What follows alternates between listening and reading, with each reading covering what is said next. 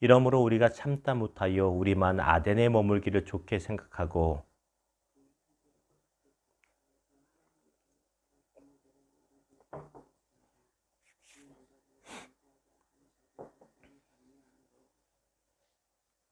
아무도 이 여러 환난 중에 흔들리지 않게 하려 함이라. 우리가 이것을 위하여 세움받은 줄을 너희가 친히 알리라.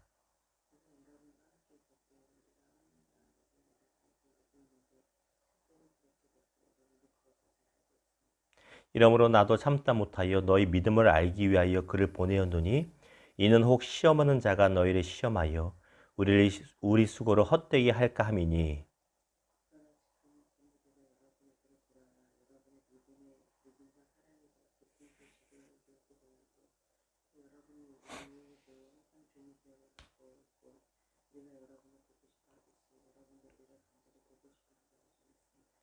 이러므로 형제들아 우리가 모든 궁핍과 환난 가운데서 너희 믿음으로 말미암아 너희에게 위로를 받았노라.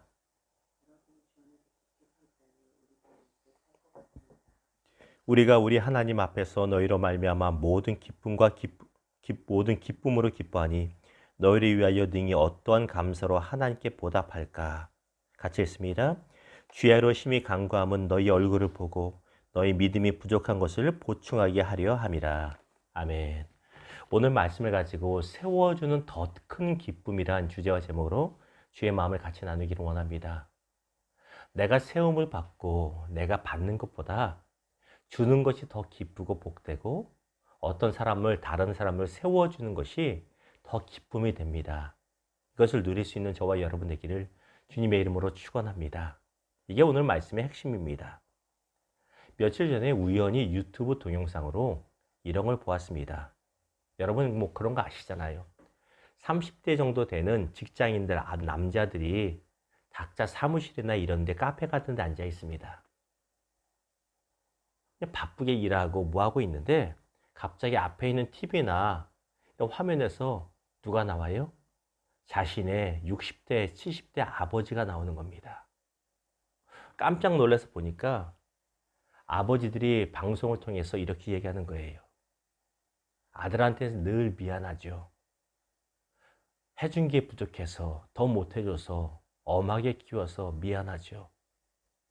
그렇게 미안하다고 아버지들이 말하고 또 하나 덧붙이는 말이 무엇이냐면 나는 부족한데 해준 게 부족한데 이렇게 잘 커준 게 너무 고맙습니다.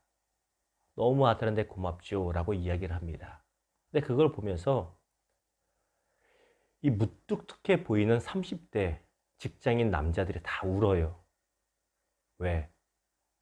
그게 고맙고 감사한 거죠. 그런데 그 울고 나서 우는 장면 뒤에 아버지들이 직접 그 사무실로 방문을 합니다. 그리고 같이 포옹을 하고 기뻐하고 우는 장면이 나옵니다. 부모에게 기쁨이 무엇일까요? 우리가 다 부모잖아요. 부모에게 어떤 어버이날 카네이션을 받고 부모에게 뭘 받고 자녀에게 뭘 받고 이것도 기쁘지만 그것과 비교할 수 없는 기쁨이 무엇이에요? 나는 부족했는데 내가 해준 건 별로 없는데 자녀들이 잘 커졌을 때 돌아보니 자녀들이 참 착하게 잘 컸다. 참 건실하게 자리를 잘 잡았다.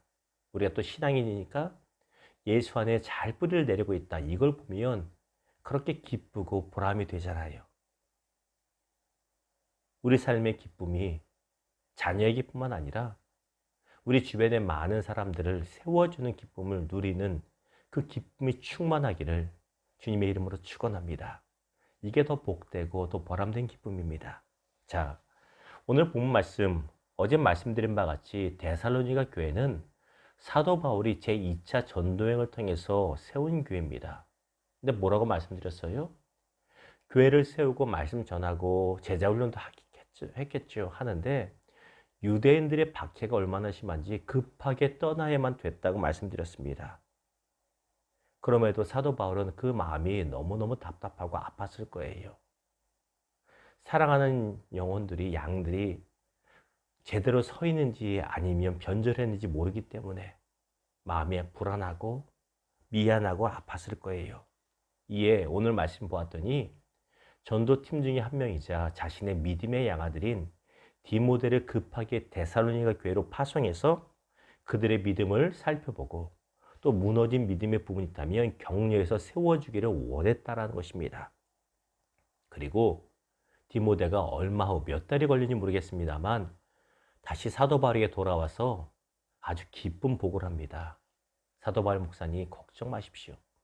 데살로니가 성도들이 우리의 걱정과는 달리 믿음 안에 있고 바퀴가 안데 흔들리지 않고 잘 자라고 있습니다. 이런 기쁜 보고를 해줍니다.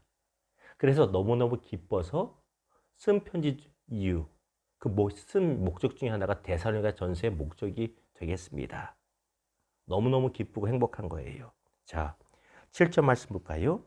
7절에 이렇게 말합니다. 이러므로 형제들아 우리가 모든 궁핍과 환난 가운데서 너희 믿음으로 말미암아 너희에게 위로를 받아노라. 사도 바울의 전도한 여행하는 그 상황은 어렵습니다. 위협도 계속 가고 배고프기도 하고 춥기도 합니다. 너무너무 견디기 힘든 상황이에요. 그럼에도 기쁨이 넘치고 힘이 납니다. 왜? 나는 어려워도 데살로니가 성도들이 믿음의 양들이 잘 자란다는 소식이 그렇게 좋은 거예요. 부모의 마음이잖아요. 예를 들어 볼까요? 부모는 저 동해안 삼척이라든가 아니면 저 안에 목포라든가 여수라든가 이런 데서 어렵게 살아갑니다. 좌판을 운영하면서. 그래서 돈을 벌어서 나는 못 먹어도 추워도 안 사입고 돈을 보냈는데 서울에 공부하러 간 아들이 그렇게 열심히 공부하고 성적도 잘 받고 직장생활 잘한다는 이야기를 들으면 내 상황이 어려워도 뿌듯한 것. 아마 그런 마음 아닐까요? 사도 바울이 성도들이 잘 자라는 모습을 보고 그렇게 기뻐합니다. 8절 봅니다. 그러므로 너희가 주 안에 굳게 선즉 우리가 이제는 살리라. 우리 그런 말 하잖아요. 내가 이제 편히 눈을 감을 수 있겠다란 말 우리가 많이 듣고 또 드라마에서 보죠. 똑같습니다. 전전긍긍했던 거예요. 데살로니가 성도들 어떡하지? 믿음 안에 살아야 되는데 늘 마음이 무거웠는데 이제 살겠다. 너희가 이렇게 잘 자라고 있어 살겠다는 것입니다. 또 10절 볼까요? 주야로 힘이 강구함은 너희 얼굴을 보고 너희 믿음이 부족한 것을 보충하게 하려 함이라. 그럼에도 사도 바울 일행은 열심으로 주야로 데살로니가 성도들이 위하여 중보기도 합니다. 왜? 지금 잘 자라고 있지만 계속되는 어려운 가운데 유혹 가운데 넘어지지 않게 해달라고 쓰러지지 않게 해달라고 끊임없이 중보기도 하고 있습니다. 왜 이렇게 합니까? 남을 세워주는 것이 더 큰 기쁨이기 때문입니다. 그리고 이것은 사명이기 때문입니다.